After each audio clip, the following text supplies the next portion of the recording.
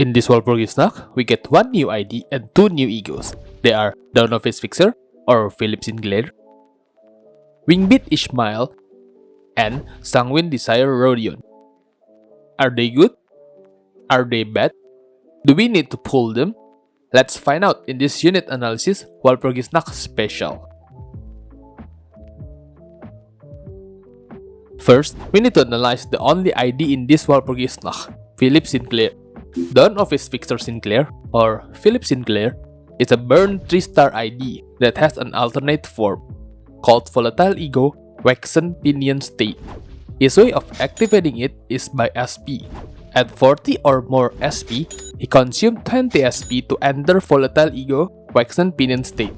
Or, if there are 2 or more allies defeated in a single turn, and this unit SP is not at -45, his SP will be resetted to 20 and enter Volatile Ego Waxen Pinion State. During this state, he cannot get staggered, or if he managed to get staggered using unique technique like KQE Grip, Sinclair does not enter the alt form.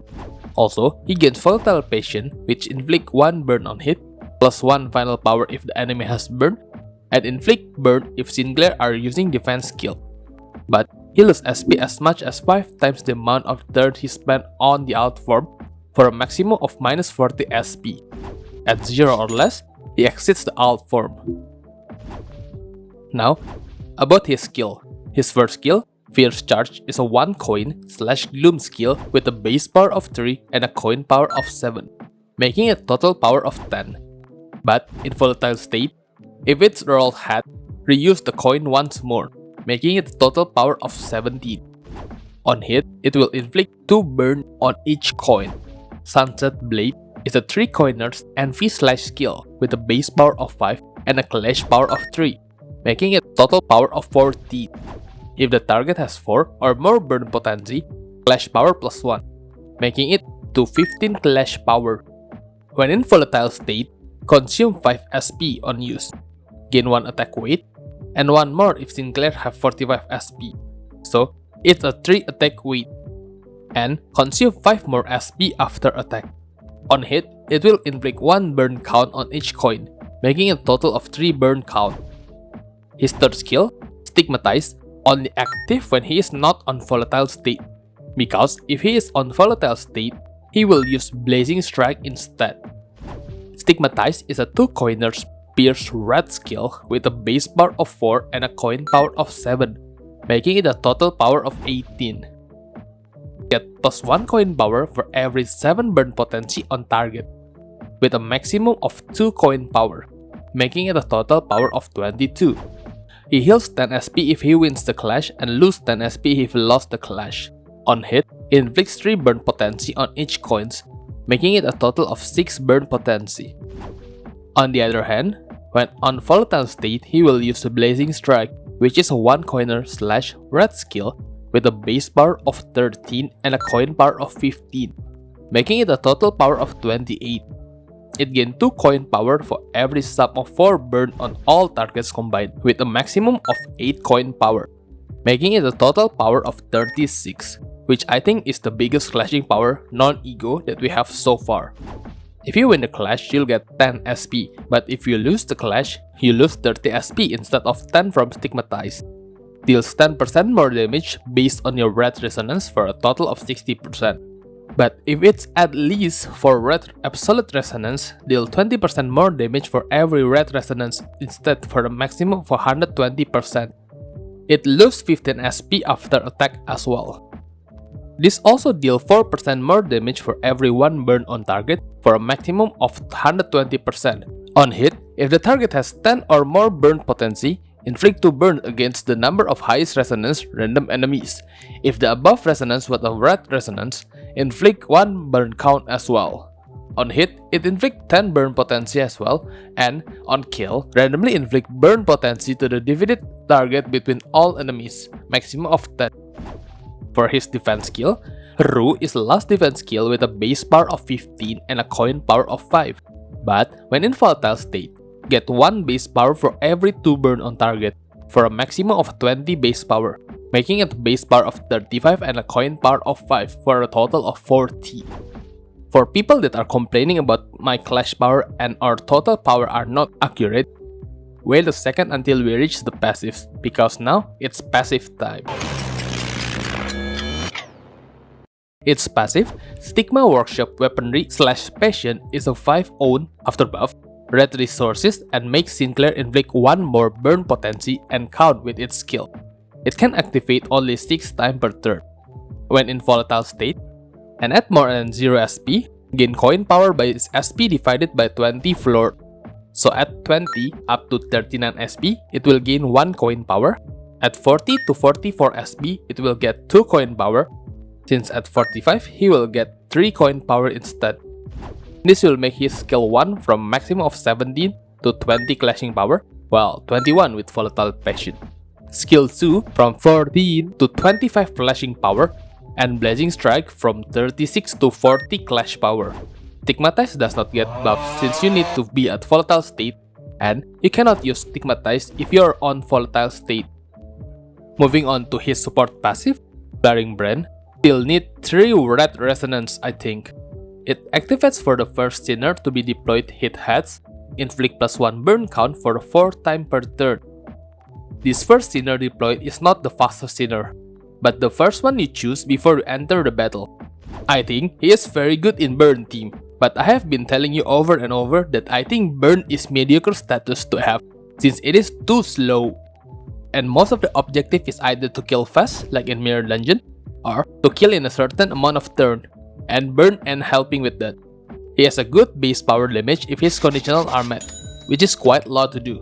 Before his buffs, it's really hard to get the conditional. For example, his skill 2 needs you to be at 45 SP to get 3 attack weight, 3 red resonance, and burn, which is not hard to do, but not that easy to do as well. But after the buffs, it is way easier and way better, and I think it is very nice step since you don't need to focus on multiple things at once now.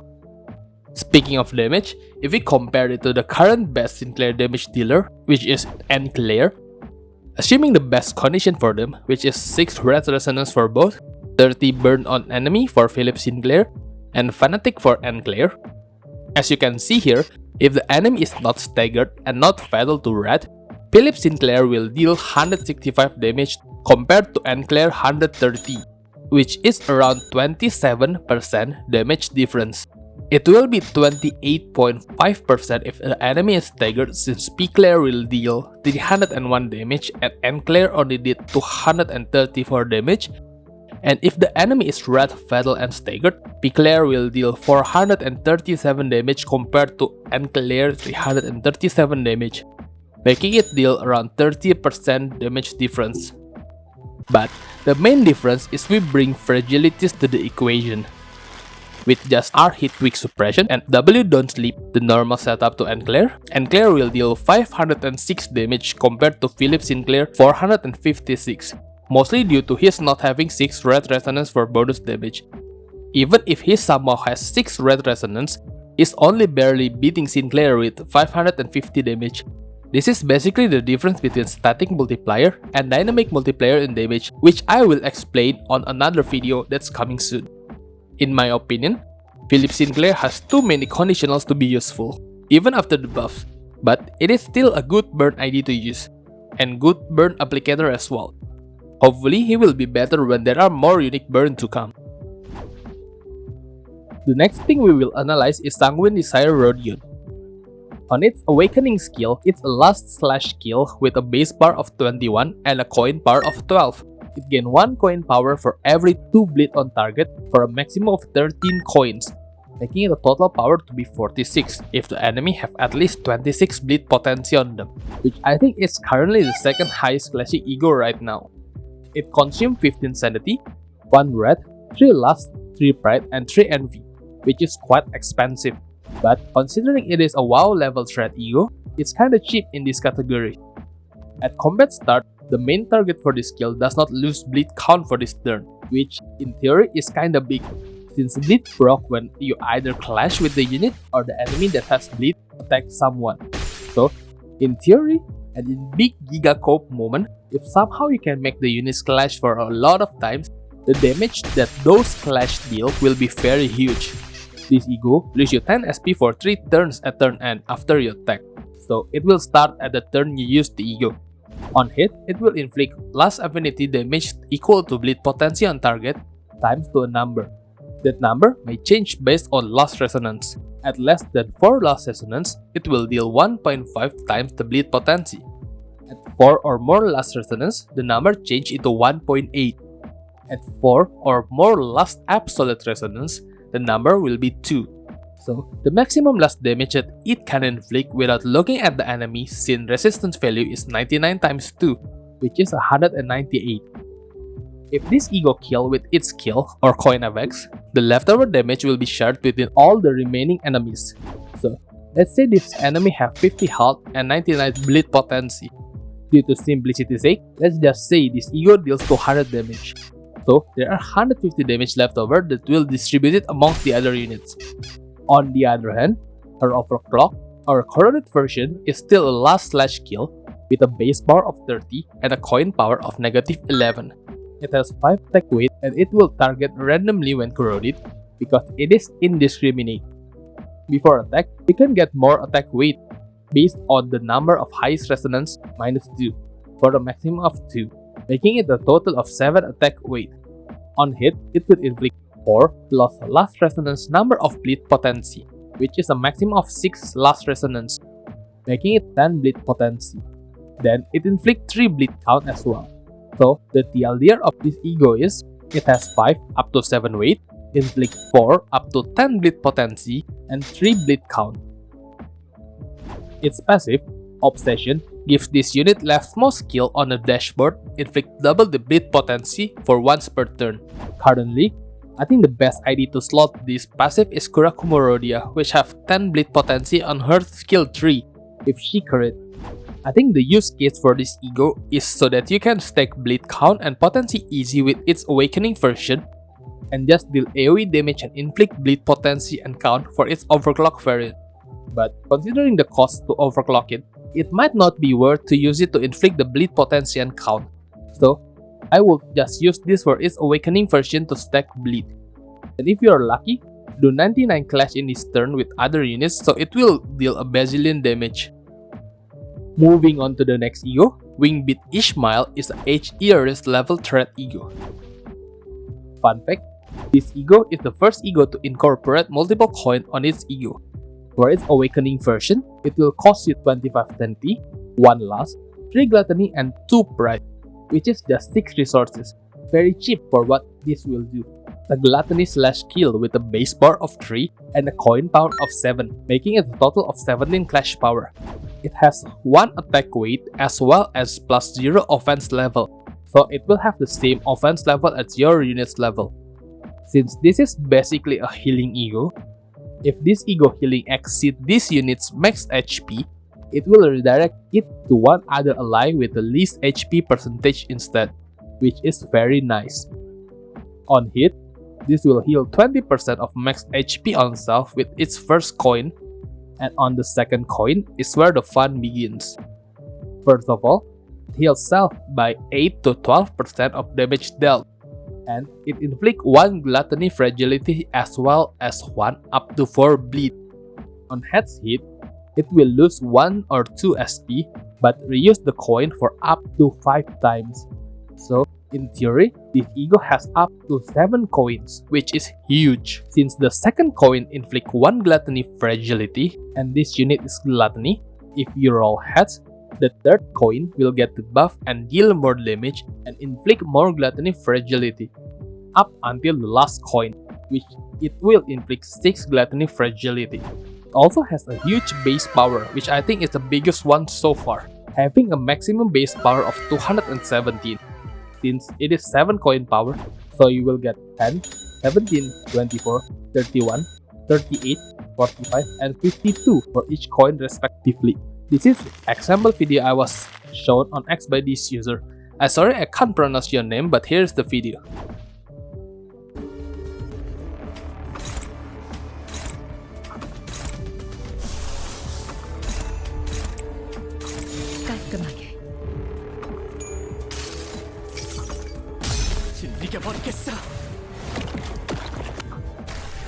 좋아, 알맞게 먼지 덩어리 털어냈네.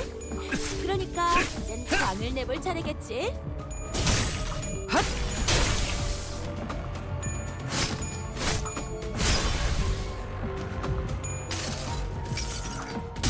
그래요. 그렇게 가만히 있어요. 상처는 고기는 As you can see, it deals significant damage and makes Railway 3 a joke right now for some bosses. But every responsibility comes with the consequences. It needs you to roll heads every time, and since this is Ego, you will start at 20 SP at most if you have max sanity beforehand. If you want to get 7 coins, it will be a 13.5% chance since the first and the last coin does not matter if it rolls heads nor tails. But if you want them to all roll heads, it will be roughly 6% chance for it. But for their damage, I'm pretty sure it will be worth it, especially on Railway. On the other hand, its Awakening, or corrupted version, feels like a little underwhelming. It does not have the reuse coin condition, and it's only 1 coin as well.